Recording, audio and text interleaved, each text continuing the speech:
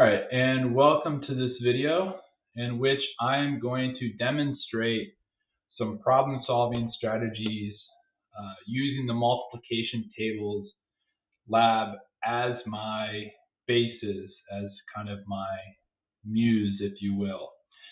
So again, this problem-solving strategy that I'm working through approaches these labs in stages, develops them by first looking at the lab and analyzing it to break it down into smaller tasks to determine what is this program supposed to do in its simplest form.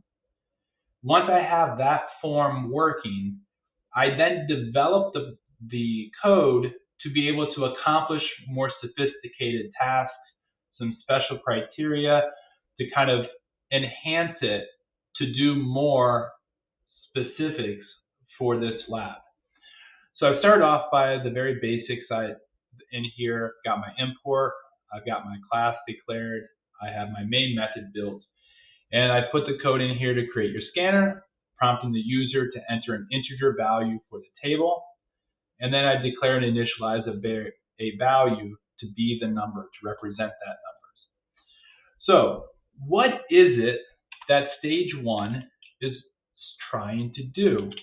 Well, stage one is really about to make it work for positive numbers.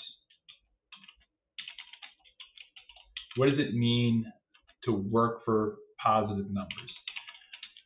Well, what I'm trying to do is to print out a multiplication or all multiplication facts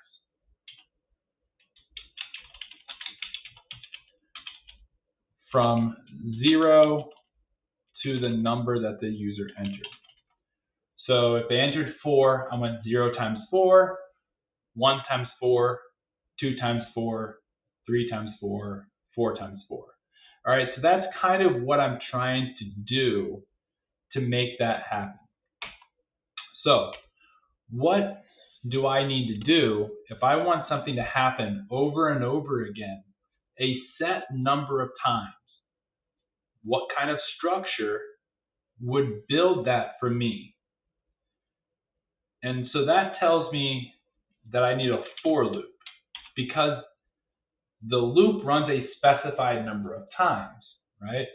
For example, if I say I want you to read 10 pages, well, then you know that you're going to read 10 times, a page 10 times. If I ask you to read until the bell rings, well, you don't really know when the bell is going to ring. That could mean different things for different classes. So that would be kind of a while loop, while there's still time in class. But again, a specified number of times or number of events is a for loop. So we build for loops by using declaring a variable. So I'm going to say int I, and we give it some start value. So I'll let you figure out what that start value is going to be. And then we give it a condition on which it will stop, a stopping condition. So I want this to stop as long as I is less than or equal to my stop value. Because again, if I put in a 4, then I want it to run including the 4. I want it to run one extra time. So by adding the equals, I is less than or equal to my value, makes it run that one additional time that I'm looking for here. And we want it to increase by 1, so I++. This isn't too big of a giveaway here. And so this is essentially what I want it to do. I want it to run a for loop. And what should this for loop be doing? The for loop should print out. And let's kind of build this here to show you what I want. And I want to see 0 times the number equals 0, or 1 times the number equals, and I guess you can just do 1 times number you could do, if you want to do it 0 times number, just to kind of show that it's really doing the same thing every time. This isn't something different. 2 times number equals 2 times number.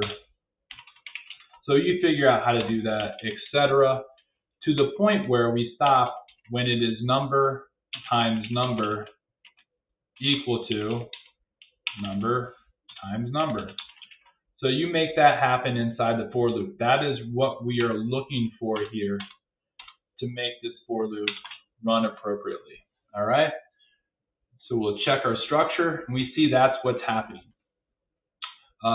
Once that happens, then if you can get this working for whatever number you put in, it works like this every single time, you've done stage 1. Stage 1 is working properly. So what is stage 2 going to do? Well, stage 2, let's back this up here a little bit. Stage 2 is to make it work for negative numbers. So the problem here is that if I run this code and I enter in a value of -6, when this for loop evaluates, it's going to never run because my starting value will be less than my stopping value. So this is a null loop. It's not going to do anything. It never enters into the loop. It never prints out anything. So the idea is, how do I make this work so that it always gives me a positive value for my stop? So that's, where you have to kind of problem solve. How do I make this value always be positive? There's a mathematical concept in which you give it any number and it always results in a positive number. So think about what mathematical concept you can apply to this stop. So I'll put a little comment here. Apply mathematical concept to your stop value. And so this will always be positive. And then your for loop is going to run for negative numbers. That's stage 2. You make that happen and you're done. Stage 3 is where we're going to head to next. So let's say stage 3 is now to make the program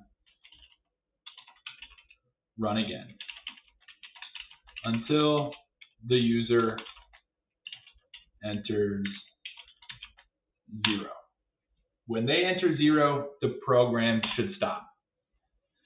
And so again, we go back to that idea of I want this for loop to happen multiple times, but I don't know how many times I want it to happen. It's not a set number in any way.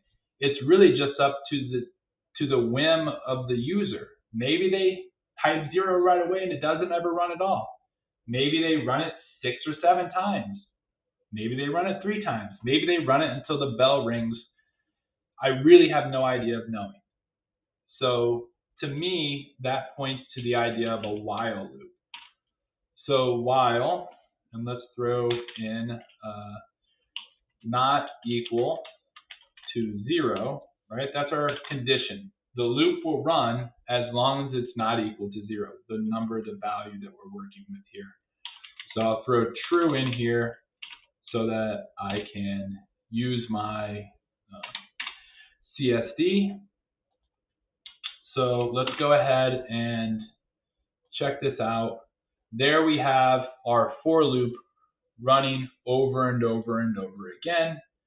But if I type in a 4, then this is going to run, show me the multiplication tables for 4, and then show me the multiplication tables for 4 again, and show me the multiplication tables for 4 again, on and on and on. So I don't want that happening. What I want is it to give me the option to make a different choice. And that's right here. It's allowing me to make to prompt the user to enter a value and then giving them a chance to enter that value. However, I've already declared my variables, so I don't need to declare and initialize a value to be the number. I need to reassign a value to be the number. So just be careful there that you're not redeclaring the same variable that you used up here. We need to change this value based on the prompt you give them a chance to reassign it to a different value. But once that happens, that allows the for loop to run with a different stop condition. And then it prompts them to do it again, gives them a chance to run with a different stop condition, or the same one if they choose to do it twice, until they eventually say 0, in which case this while loop will end, and my program will end. But I want you to do one more thing, and that's just be nice and tell the user the program has ended. And that's the program. This is the structure that you need here to make this happen properly. All right, so it's a while loop. Inside of there, you have a for loop running over and over again. When the for loop is done, you prompt the user to enter a new value, reassign it, and then the while loop runs until it's done, under which case you tell the user the program has ended. All right, I hope this helps. I hope this gets you to where you need to be with this program, and I'll see you next time.